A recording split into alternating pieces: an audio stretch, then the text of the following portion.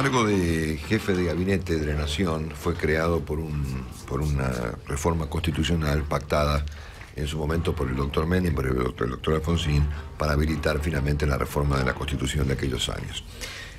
Un cargo cuya utilidad está en discusión, obviamente siempre lo estuvo, pero en cualquier caso es un cargo constitucional cuyo ocupante debiera respetar su cargo y respetarse a él mismo como integrante de ese cargo, siendo que obviamente es un cargo de dimensión, digamos, constitucional, y que requiere de que el primero que lo respete sea su ocupante, a partir de que él respete su cargo, obviamente, y su rol en Argentina, que por supuesto no es menor en estas circunstancias.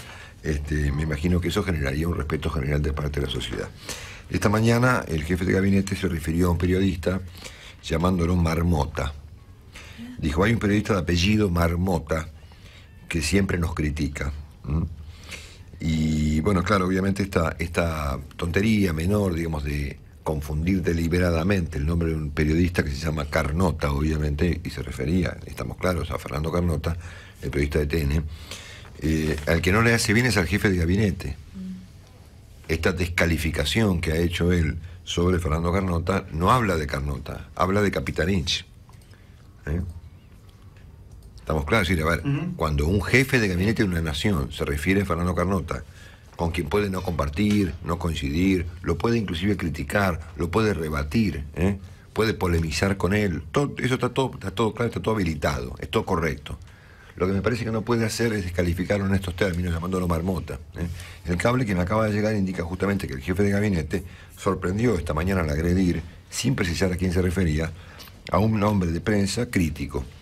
Antes defendió la contratación que hizo el ministro Kicillof y el canciller Timmermans sobre el avión que va a Australia, el tema que vamos a tocar ahora. Y se ve que la crítica, no sé, ahora ha puesto TN y se ve que lo escuchó a Carnota y se le ocurrió esta idea tan original de calificar a Carnota de Marmota. Hay un periodista, dijo Capitanich, de apellido Marmota, que siempre nos critica, todas las mañanas. Hace muy bien su trabajo, el trabajo de la oposición. Aquí también hay una confusión que Capitanich debiera tener clara, porque me parece que él tiene las ideas un poco confundidas respecto de los roles. La prensa tiene un rol, la oposición tiene otro rol y el gobierno tiene otro rol. Entonces me parece que él no puede colocar a un periodista crítico en el rol de ser la verdadera oposición, porque eso es muy antidemocrático, porque además significa ningunear a la política en general que el gobierno dice haber reconstruido en la Argentina. Esta definición, que repito, habla más de Capitanich que de Fernando Carnota, que de paso le mando un abrazo. Yo me lo encontré 2 veces a Fernando Carnota. No lo veía hace una pila de tiempo y ayer me lo encontré 2 veces. Esta definición de Capitanich, muy lamentable por cierto, contrasta con lo que acaba de pasar con el periodista Germán de los Santos, a quien Capitanich probablemente ni se ha referido, por ahí ni conoce el tema. Un episodio muy grave ocurrido el día de ayer por la madrugada, cuando Germán de los Santos, el corresponsal de la Nación en la ciudad de Rosario, en la provincia de Santa Fe, fue amenazado por un grupo de narcotráfico, una banda narcotraficante, con detalles graves sobre la propia vida de los Santos, que los narcos le dijeron que conocían con detalles y demás. Hablamos temprano con Germán de los Santos, les cuento entre paréntesis que anoche había, ayer por la tarde, una enorme preocupación, tanto en la Nación como en el resto de los medios de comunicación, por esta instancia a la que hemos llegado. Un periodista amenazado por una banda narco, al estilo de lo que ocurría cuando empezó la saga de Escobar Gaviria en Colombia, que obviamente empezó amenazando y luego asesinando a los periodistas. El asunto, dicho sea de paso, el asunto de Santa Fe y de Rosario en particular, debiera ser una preocupación nacional a la altura del partido. Porque, a ver, me parece que tenemos un gran problema, un gran enorme, mientras el gobierno está preocupado por los medios de comunicación, por las compañías telefónicas, por todas estas cuestiones, está pasando algo muy grave en Santa Fe, y en Rosario en particular. Es la segunda ciudad del país prácticamente tomada por el narcotráfico. Esto también contrasta con cosas tales como con proyectos pintorescos, como por ejemplo ayer invertir un esfuerzo parlamentario en crear una universidad de la defensa a cargo del general Milani. ¿Por qué no ponen todos estos recursos, iniciativa y esfuerzo del gobierno en algo útil, ¿no? Por ejemplo, en convocar algún formato de, no sé, de gobernadores y de expertos en la materia para que la nación en su conjunto contribuya con Santa Fe para que esto no se convierta en una tragedia. Entonces, mientras esto ocurre, el jefe de gabinete está hablando descalificando a Fernando Carnota como un marmota, usando la estupidez del apellido. Pero por Dios. Entonces tenemos, por un lado, el tema 1 que quiero comentar, lo del jefe de gabinete y sus comentarios sobre Fernando Carnota. Pues obvio que es sobre él. En segundo lugar, la amenaza que recibió Germán de los Santos, un tema gravísimo que debiera alertar a todo el mundo. Hasta anoche solo había una declaración circunstancial del gobernador Bonfatti y una declaración de preocupación de FOPEA, que es un foro de periodistas. Yo no veo esta mañana al país, lamentablemente debo decirlo, ni a la dirigencia política en general, ni al país en general preocupados por semejante cuestión. Y por eso pasa la cosa que pasan, ¿no? Bueno, y en cualquier caso esto contrasta con estos proyectos pintorescos y raros de crear universidades para que los militares argentinos, en vez de ir, ¿por qué no van a la UBA? Si tienen que estudiar algo, si tienen que agregar algún perfeccionamiento a su carrera. Lo hacen, es lo que habitualmente hacen. Obviamente. Bueno, o lo hacían.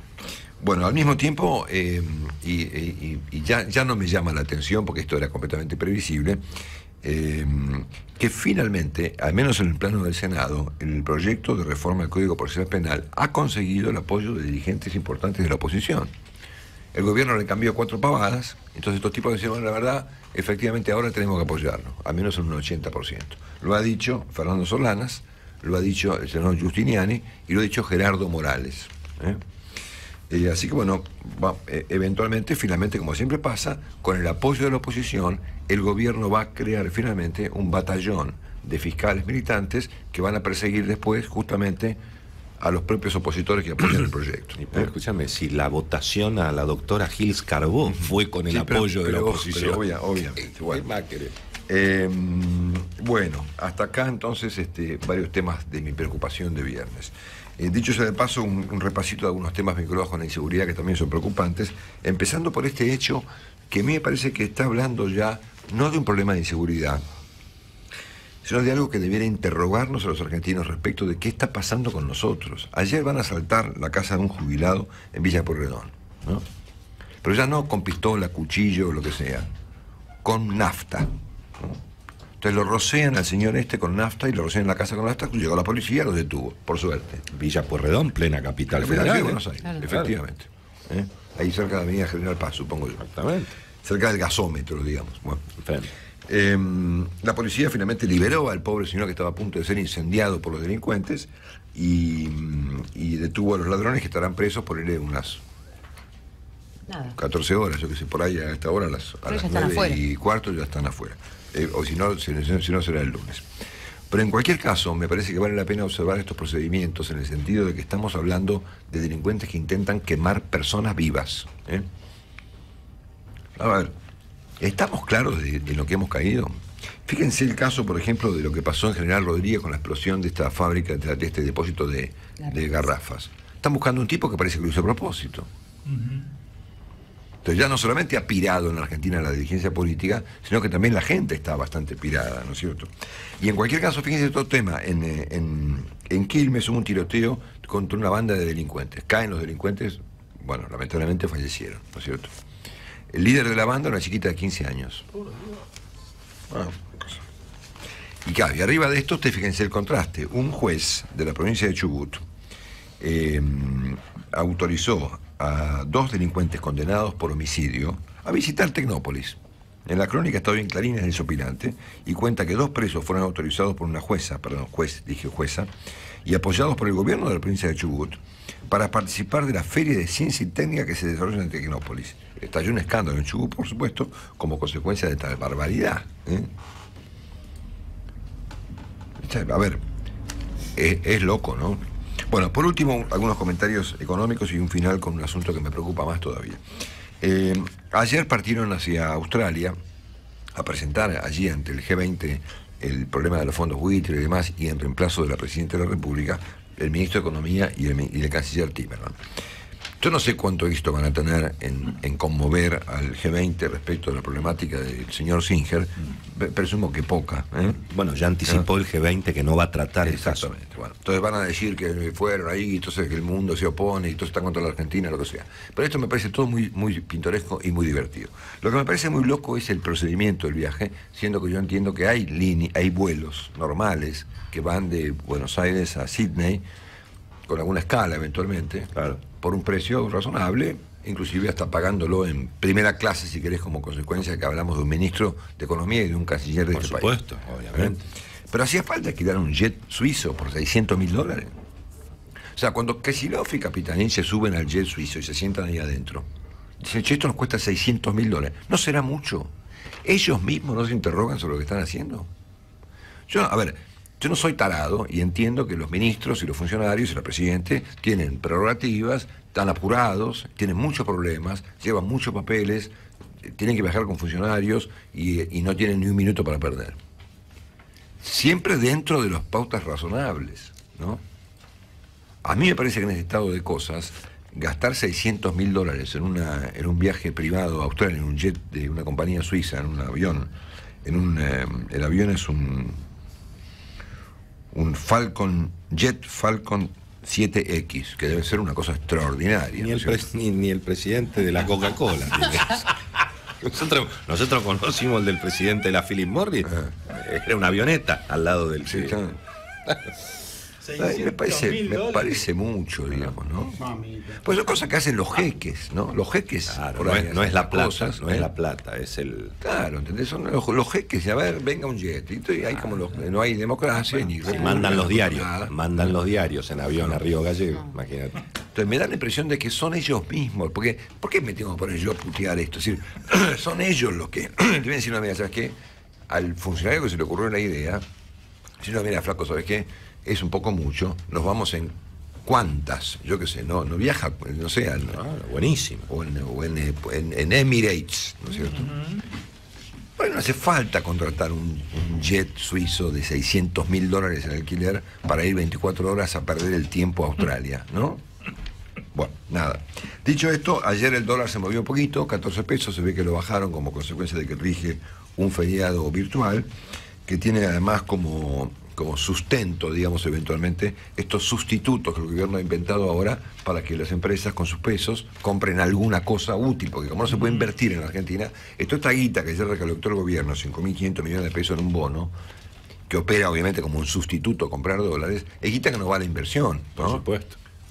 Es guita que no va a algo útil, ¿no? Que va a prestarle al gobierno, no para hacer algo útil también, porque el gobierno dice, agarramos un préstamo y hacemos un puente. Bueno, fenómeno, agarrar un puente, una ruta, que ande un teléfono, o sea, alguna cosa que tenga algún significado. Y además, esto se hace simplemente, perdón, Willy, como sustituto para que la gente no compre dólares. Sí, Willy. No, digo que además los pesos son los mismos pesos que el gobierno emite. El gobierno emite los pesos y después paga por los pesos que emite. Y hay acá un punto en el que me quiero detener 10 segundos a preguntarle algo a Willy, porque a ver si yo no entendí mal, no soy un experto en cuestiones fiscales y mucho menos judiciales fiscales. Pero ayer un juez falló en favor de la AFIP en el sentido de que un exportador que había vendido unos cueros a no sé dónde pomo por $100.000 fue sancionado con una sentencia poco menos que casi por estafa por no haber liquidado esa exportación, ¿no? Claro. En no sé cuál tiempo y forma, o sea, habrá un plazo, lo que sea. Estamos hablando de un caso de una curtiembre que exportó $100.000 de cueros a Europa, no sé dónde cuándo. Si yo no entiendo mal, ¿este fallo estatiza los dólares? Sin duda, no. No es el fallo el que estatiza los dólares. El control de cambios es el que estatiza los dólares. Efectivamente, los exportadores tienen la obligación de ingresar los dólares a 8,50. Del mismo modo que el sojero no tiene derecho a guardar sus hojas del tiempo que se le cante, el exportador de la curtiembre no tiene derecho a hacer con sus dólares lo que le parezca a él, porque obviamente es acusado de estafa o lo que sea por un juez y por la FIP. ¿Sabés cuál es la consecuencia de esto? Las exportaciones en Argentina cayeron 40%. Exactamente. Bueno. Y el otro dato importante es efectivamente el de la inflación, que ayer en la ponderación que hizo el Parlamento dio 41.25 anualizada. Es un dato, ¿no es cierto? Bueno, finalmente un comentario sobre dos temas que nada tienen que ver con la Argentina, pero no sé. El primero tiene que ver con Venezuela, que en este último tramo de su extravío ha habilitado un formato práctico, un teléfono y una casilla de mail, para que los chavistas denuncien enemigos internos, que hablen, por ejemplo, de problemas económicos o de casos de inseguridad. La crónica la presenta hoy, por suerte, que es bueno saberlo esto, el diario Ámbito Financiero, y cuenta efectivamente que el país puso en práctica un formato delatorio, se dice, Claro. Claro. Para que si alguna persona opina algo diferente a lo que piensan las autoridades de Venezuela, sean denunciados con un 0800 traición o como se llame. Bueno, estas cosas, por supuesto, están muy lejos de ocurrir en la Argentina, pero guarda con esta otra que no está tan lejos. Y casi te diría que en el fondo este puede ser uno de los temas más relevantes del día, aún habiendo ocurrido en Rusia, en la Rusia de nuestro aliado, el señor Vladimir Putin, que además es un aliado de la Argentina en materia televisiva, porque obviamente la última presentación de la Presidenta con Putin en esta videoconferencia conjunta hablaban justamente de un acuerdo televisivo entre Rusia y la Argentina, según la Presidenta, para que desaparezcan los intermediarios y nos enteremos de las cosas de modo directo. Una Rusia, Marcelo, que está atravesando por una crisis económica. La moneda que más se devaluó fue el rublo en este año. Entonces, en este contexto, la CNN anunció esta mañana muy temprano que abandona su oficina de Rusia después de 21 años de una corresponsabilidad que me imagino que para CNN debe ser importante. Las razones por las cuales CNN tuvo que cerrar su oficina en Rusia no tienen que ver con una persecución particular de la KGB, no sé qué, contra el periodista fulano de tal, sino con que Putin les cortó la publicidad. Claro. ¿No? Y estableció reglas económicas que hacen inviable la televisión por cable. Eso, cualquier parecido con la Argentina acá ya no es pura casualidad. La descripción de este cable que la propia CNN Money, que es una división de CNN, pone esta mañana en pantalla, indica que el presidente Putin firmó una ley en julio pasado que prohíbe anunciar en canales de televisión paga y que tendrá vigencia a partir de ahora, de enero del año 2015, dentro de mes y medio. Y esto hace, por supuesto, ha generado problemas tanto para CNN como para otros canales que tienen que levantar campamento, porque el tipo se buscó la manera de regular las cosas para que la televisión independiente no pueda ser vista en Rusia. Bueno, acá ya pasó esto, Marcelo, no hubo decretos, pero hubo sugerencias. Por eso les recomiendo, con esto cerramos, la lectura de un artículo que esta mañana publica nuestro amigo señor Fernando Laborda, el diario de la Nación, que se llama Casa de Brujas y Estado Policial Kirchnerista. Yo vengo insistiendo con este punto hace unos cuantos días aquí en el programa, porque me da la impresión de que, bueno, es un tema para prestar atención. Hay un conjunto de elementos, desde la policía financiera que está operando en la República Argentina, hasta el procesamiento del periodista Germán Sasso, por ejemplo, el de Bahía Blanca, que los menciona, por supuesto, Laborda en su artículo, que presentan un panorama inquietante. No digo que se parezca al 0800 persecución de Venezuela o a la prohibición de poner publicidad de Rusia, pero más o menos, pero más o menos. Добрый день, уважаемая госпожа президент, дорогая Кристина. Marcelo Longobardi está en Mitre cada mañana.